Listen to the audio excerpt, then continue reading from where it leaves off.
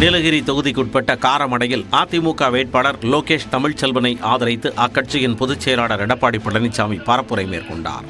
அப்போது திமுக ஆட்சியை விமர்சிக்கும் விதமாக எம்ஜிஆர் பாடல் பாடி வாக்கு சேகரித்தார்.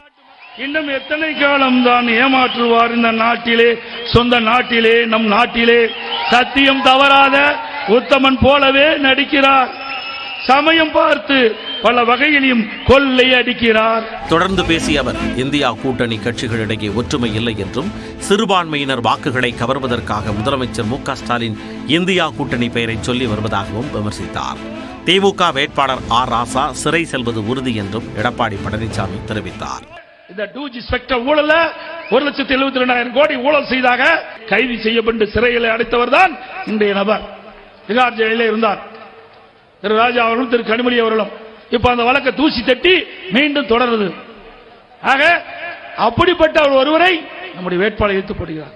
அவருக்கும் இவருக்கும் நீங்கள் சீர்தூக்கி பாருங்கள். கோயம்புத்தூரில் அதிமுக வேட்பாளர் சிங்கை ராமச்சந்திரனை ஆதரித்து பொதுக்கூட்டத்தில் பேசிய எடப்பாடி பழனிசாமி கூட்டணி பலத்தை வைத்து தேர்தலில் வெற்றி பெற்று விடலாம் என்று முதலமைச்சர் பகல் கனவு காண்பதாக சாடினார். போதைப் பொருட்கள் கடத்தல் வழக்கில் பெரிய பெரிய ஆட்கள் சிக்க உள்ளதாகவும் தெரிவித்தார். காவல்துறை விதியாளத்தை நெருக்கமாக இருந்துகிட்டு போதைப் பொருளை 3 ஆண்டு காலமாக பல்லாயிரக்கணக்கான கோடி போதைப் பொருளை வெளிநாட்டுக்கு அனுப்பப்பட்டதாக இன்றைக்கு செய்தி வந்துகிட்டு இருக்குது. விரைவாக இதில் தொடர்புடையவர்கள் பெரிய பெரிய ஆள்லாம் மாட்ட போறாங்க. இன்றைக்கு இந்த தேர்தல் வர்றதுக்குள்ள போவாங்களா, தேர்தல் முடிந்து போவார்களா என்று இன்றைக்கு அதுதான் பேச்சு நடந்துகிட்டு இருக்குது. திருச்சி தொகுதியில் திமுக கூட்டணி சார்பில் போட்டியிடும் மதிமுக வேட்பாளர் துரை வைகோவை ஆதரித்து அமைச்சர் உதயநிதி ஸ்டாலின் ஸ்ரீரங்கத்தில் பரப்புரை மேற்கொண்டார். அப்போது பேசிய அவர் அதிமுகவை மத்திய விசாரணை அமைப்புகள் மூலம் பயமுறுத்தி பாஜகவினர் அடிமைப்படுத்தியதாக விமர்சித்தார். பிரதமர் மோடியை தோற்கடிப்பதுதான் திமுகவின் லட்சியம் என்றும் தெரிவித்தார். நம்முடைய வெற்றி சின்னம், கூட்டணி சின்னம், தீப்பெட்டி சின்னம் இருக்கும். அதுக்கு பக்கத்துல ஒரு நீல பட்டன் இருக்கும்.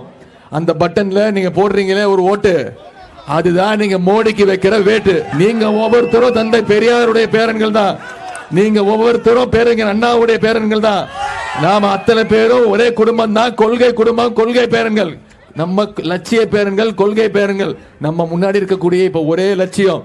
அதன்பின் தஞ்சாவூர் தொகுதி திமுக வேட்பாளர் முரசொலியை ஆதரித்து பரப்புரையில் ஈடுபட்ட அமைச்சர் உதயநிதி அடுத்த பிரதமர் யார் என்பதை தமிழ்நாட்டு மக்கள் தான் தீர்மானிப்பார்கள் என்று தெரிவித்தார். இந்த முறை அடிச்சு சொல்ற 40க்கு 40 ஜெயிக்க போறது உறுதி. அடுத்த ஒன்றிய பிரதமர் யாருன்னு நீங்க தமிழ்நாட்டு மக்கள் நீங்க முடிவு பண்ணணும். தமிழ்நாட்டுக்கு யாரு வந்தா நல்லது செய்வாங்கிறது நீங்க முடிவு பண்ணணும். தலைவர் முடிவெடுப்பாரு. தலைவர் யாரை கை காட்டுறாரோ அவர் தான் அடுத்த பிரதமர் அப்படிங்கிறத நீங்க அந்த முடிவை கொண்டு வரணும்.